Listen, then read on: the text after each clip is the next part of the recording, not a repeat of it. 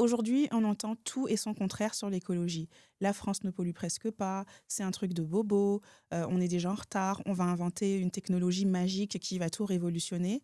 Et ces fausses croyances nous empêchent de comprendre réellement ce qui se passe et donc d'agir. Bonjour, je m'appelle Anne-Laurence et je suis cofondatrice de Kiléo, le compte pro éthique pour les entreprises et les indépendants. Aujourd'hui, on va voir ensemble 7 fausses vérités qui continuent de diffuser de la confusion. Le problème, c'est que ces croyances sont ancrées. Elles rassurent, elles simplifient, mais la vérité, c'est qu'elles nous éloignent complètement des faits et donc des solutions. Climat et météo, parlons-en. S'il fait froid en décembre, certains vont dire tu vois, le réchauffement climatique, c'est du pipeau. Pourtant, le climat et la météo, ça n'a rien à voir. La météo, c'est ce qui se passe aujourd'hui. La pluie, le vent, le froid. Le climat, c'est une tendance de fond sur 30 ans. Un hiver froid n'annule pas le réchauffement climatique, pas plus qu'un jour chaud ne prouve le dérèglement climatique. Les données scientifiques sont très claires. Les 20 années les plus chaudes jamais enregistrées ont eu lieu depuis 2001. 2023, 2024, 2025 sont des records d'années en matière de chaleur. Les vagues de chaleur sont de plus en plus fréquentes, de plus en plus longues, de plus en plus intenses. Et de la même manière dont on ne juge pas un film sur une image, on ne juge pas le climat sur une vague de froid. Confondre météo et climat, c'est se tromper de débat. Une fois qu'on comprend ça, on peut vraiment comprendre les vrais enjeux du réchauffement climatique.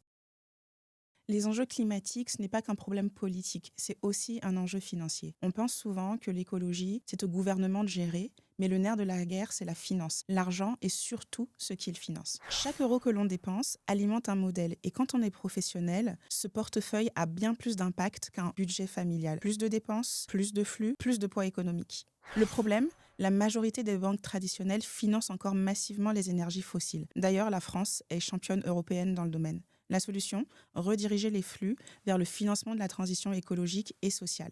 C'est exactement ce que fait Kiléo, le premier compte pro aligné avec les accords de Paris pour le climat. 100% des flux bancaires financent la transition écologique, 0 € ne part dans le gaz, le pétrole ou le charbon, et les pros peuvent choisir directement les projets qu'ils souhaitent soutenir via l'application.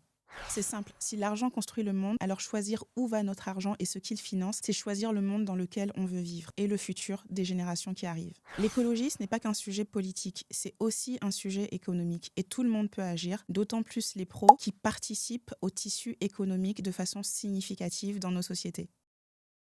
Les petits gestes ne servent à rien, une autre fausse vérité.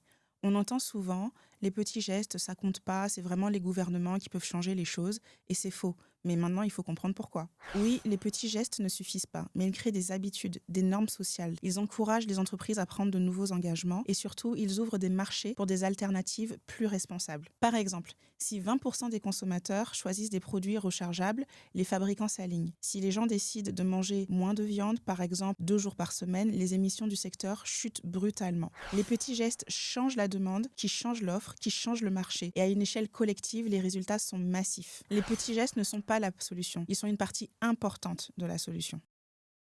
Quatrième fausse vérité, l'écologie, c'est un truc de bobo. On entend souvent que l'écologie, c'est un délire de bobo.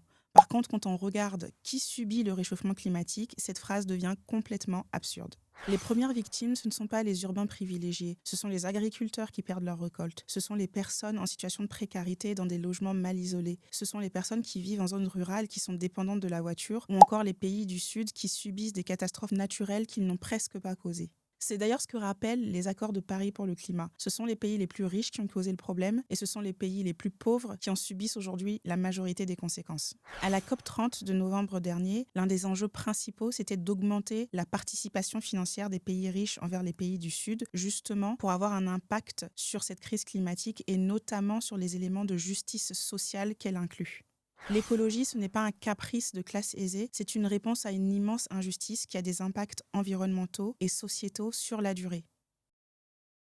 Cinquième fausse vérité, la France ne pollue que 1%. On entend souvent, la France, c'est 1% des émissions mondiales, donc il n'y a pas de quoi s'agiter. Sauf qu'en fait, ce chiffre ne raconte que la moitié de la vérité. Le fameux 1%, ce sont les émissions territoriales, ce qui est émis sur le sol français. Mais si on tient compte de toutes les importations, le chiffre augmente significativement. D'après le ministère de la Transition écologique, les émissions liées à nos importations représentent 51% de notre empreinte carbone. Depuis 1995, nos émissions intérieures ont baissé de 27%.